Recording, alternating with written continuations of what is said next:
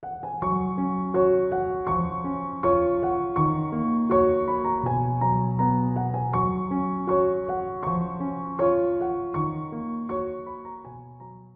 녹색 이야기 하는 날 설교를 하는 게 맞나 늘 그런 고민이 들어요. 그러면 좀 자연스럽게 어떻게 이것들을 이 메시지를 이을까 고민을 많이 했어요. 앞에 너무 좋은 이야기 해주셨는데 또 너무 동떨어진 이야기를 하면 좀 힘드니까 그래서 고민을 많이 했거든요.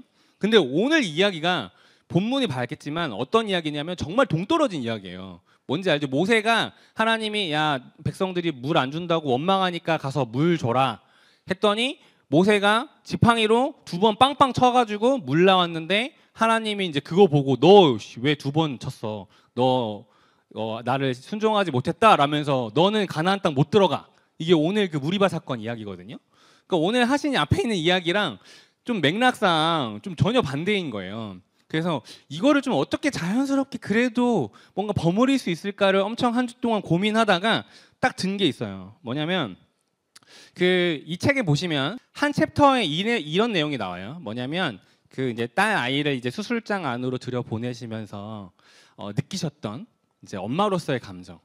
그러니까 내가 사랑하는 나의 딸이고 내가 전부를 해주고 싶은데 내가 할 수 있는 게 전혀 없는 그 무력감 속에 있는 거예요. 내가 내 딸을 위해 살리고 싶어서는 나의 심장이라도 떼주고 싶은데 엄마의 마음은 근데 정작 내가 이 아이를 위해서 할 수 있는 게 아무것도 없는 그 순간에 대해서 느끼셨던 묵상이었거든요. 어떤 얘기를 하시냐면 어린 모세를 그 갈대 상자에다가 넣어서 그 강에 떠내 보내야 되는 그 엄마 요게벳의 마음, 그 마음이 나의 마음인 것 같다라는 고백을 이제 쓰셨어요. 이제 그러면서 그 연평아님이 작곡하신 요게벳의 노래가 떠올랐다. 그래서 그 찬양을 듣고 묵상하셨다는 이제 고백을 이제 이 책에 보면 나오더라고요. 근데 저도 뭐 딸이 하나 있으니까 아주 뭐 초보 아빠지만 그 엄마의 마음, 부모의 마음이 뭔지가 느껴지는 거예요.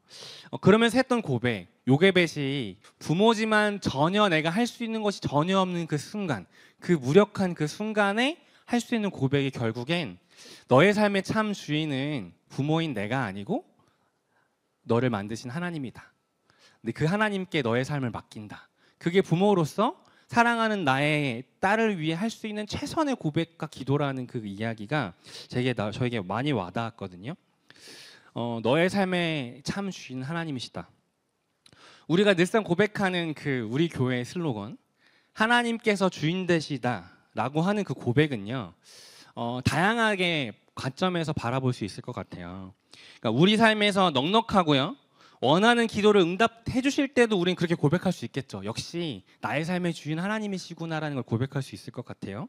그런데 반대로 철저하게 내 삶에서 내가 무언가를 정말 이루고 싶은 게 있는데 그 앞에서 내가 할 수 있는 게 전혀 없을 때, 정말 무력할 때, 근데 그때도 결국엔 이 고백을 할 수밖에 없는 것 같아요. 나의 삶이지만, 내가 사랑하는 나의 딸의 삶이지만, 내가 이루고 싶은 게 있지만 내 힘으로는 정말 하나도 할 수 없는 그 순간에 우리는 나의 삶의 주인은 하나님이시구나. 너의 삶의 주인은 결국에 부모인 내가 아니고 하나님이시다라는 고백을 할 수밖에 없는 것 같아요. 오늘 말씀을 보는데요. 그런 생각이 들었어요. 여러분 그 판화, 이렇게 판에는 판화 있잖아요. 판화를 찍는 방법은 2가지가 있어요. 넘겨주시면요. 양각과 음각이에요. 뭔지 알죠?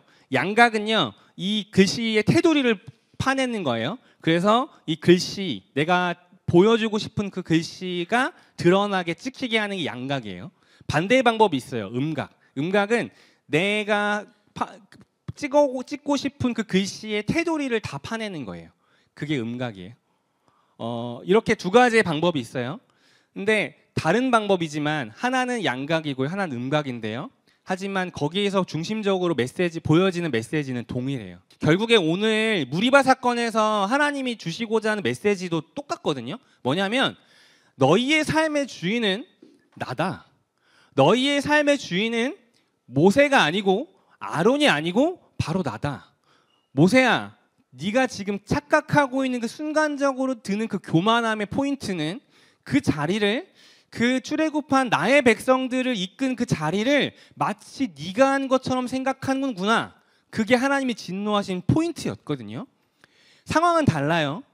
정말 엄마의 마음으로 따뜻한 사랑이 충만한 그 사건하고요. 하나님이 매섭게 진노하신 이 사건인데 이 다른 이 두 가지 사건은 마치 양각과 음각 같구나. 결국에 보여주시고자 하신 하나님의 중심 메시지는 동일했어요. 뭐냐면 너희의 삶의 주인은 하나님인 나다. 너희의 삶의 주인은 너가 아니고 나다. 그 삶의 주인의 자리를 모세, 네가 감히 나의 자리를 탐하려고 하는구나. 그게 하나님이 진노하신 포인트였거든요.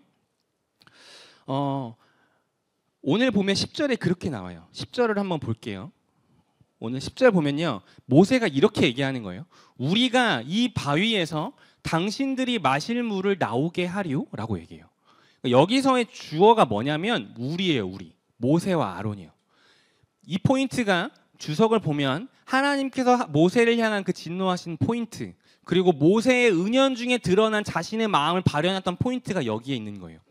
그들에게 물을 줄 수 있고 그들의 먹을 것과 그들의 생명을 책임지는 사람은 하나님인데 모세는 그 자리에서 그것들을 공급하고 책임져야 했던 대상, 할 수 있는 사람, 그리고 그동안 그렇게 했었던 일을 은연중에 자기 자신이라고 여겼던 거예요.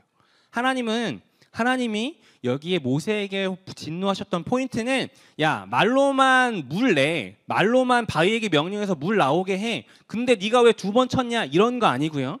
그 자리에서 그들에게 필요한 생명수를 공급해야 하는 그 주체가 하나님이 아니라 자신이라고 여겼던 그 자리에서 하나님은 모세에게 진노하셨던 거예요.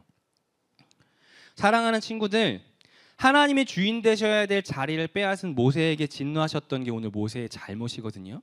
여기서 하나님이 드러내시고 싶으신 그 메시지는 뭐냐면 우리 삶 안에서의 주인은 하나님이시다. 내 삶에서의 그 모든 것을 갖고 고백할 수 있는 대상은, 우리 삶을 책임지시고 이끌어가는 대상은 하나님이시다 라는 이야기예요. 시편 31편 15절에 보면요, 다윗이 이렇게 고백해요. 나의 앞날이 주의 손에 있사오니 내 원수들과 나를 핍박하는 자들의 손에서 나를 건져 주소서. 나의 앞날이요, 나에게 있지 않고요, 주의 손에 있다. 이것이 다윗이 하나님 앞에 고백했던 믿음의 고백이었어요. 사랑하는 친구들, 여러분의 앞날이요, 여러분의 손에 달려있지 않고 하나님께 달려있어요. 하나님이 주인 되신다는 의미는요, 나는 기계적으로 하나님이 하라는 거 하고 살아가는 사람, 이런 의미 아니거든요. 나도 나의 삶 안에서 통제할 수 없는 그런 많은 상황과 사건 가운데에서 결국 이 나의 모든 삶이 하나님께 달려있음을 고백하고 인정하는 삶을 살아가는 거예요. 사랑하는 친구들, 쌤들, 오늘 기억하셔야 될 건요, 우리 삶의 주인은 하나님뿐이시라는 거예요. 그리고 그 고백의 의미는요, 하나님께서 뭐 해? 그럼 나는 기계적으로 하는 사람, 그런 의미 아니고요. 내 삶 안에서 나조차도 어찌할 수 없는 그 무력함을 경험하는 그 순간마저도 하나님께서 그것들을 통제하시고 책임지시고 이끌어 가신다는 고백이에요. 여러분의 삶의 주인은 하나님이십니다. 그리고 하나님께서 여러분의 삶을요, 여러분의 계획과 뜻과 의도한 것보다 더 좋은 길로, 선한 길로 인도하실 겁니다. 아멘. 여러분이 그 고백을 하며 10대 시절들을 잘 살아가시기를 소망합니다.